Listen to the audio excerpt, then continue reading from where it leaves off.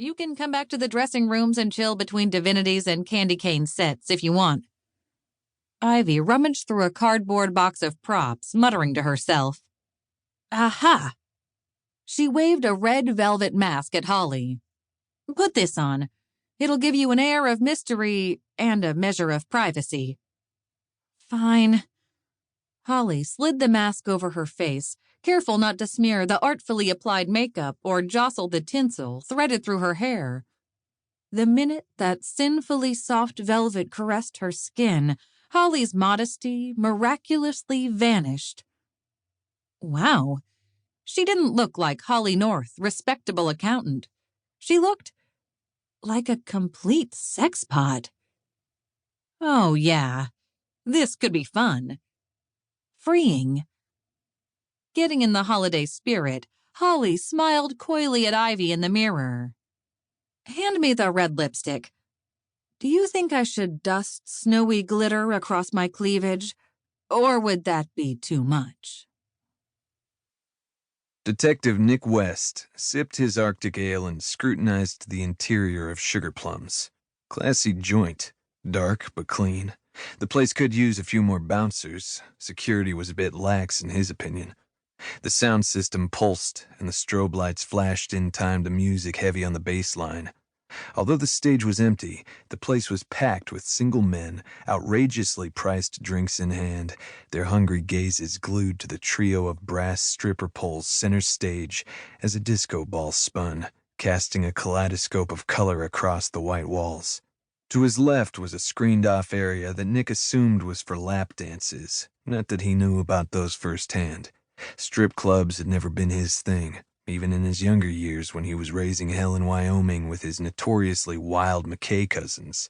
And luckily, early on in his career, adult-oriented businesses, or AOBs, weren't on his patrol assignments. To the right was another small but open room, which housed the video lottery machines.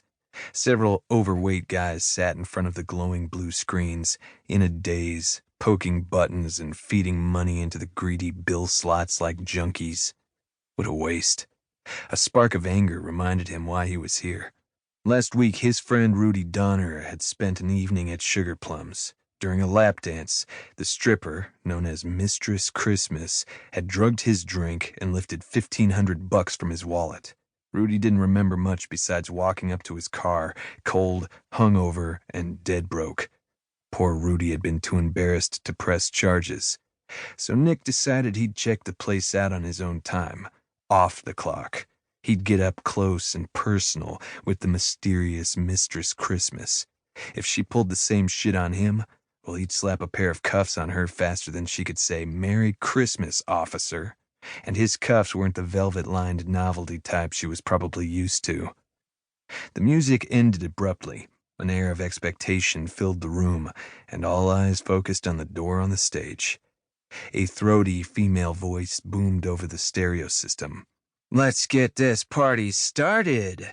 First up tonight, for your pleasure, we have the talents of divinity, followed by velvet, and lastly, the ever-popular candy cane.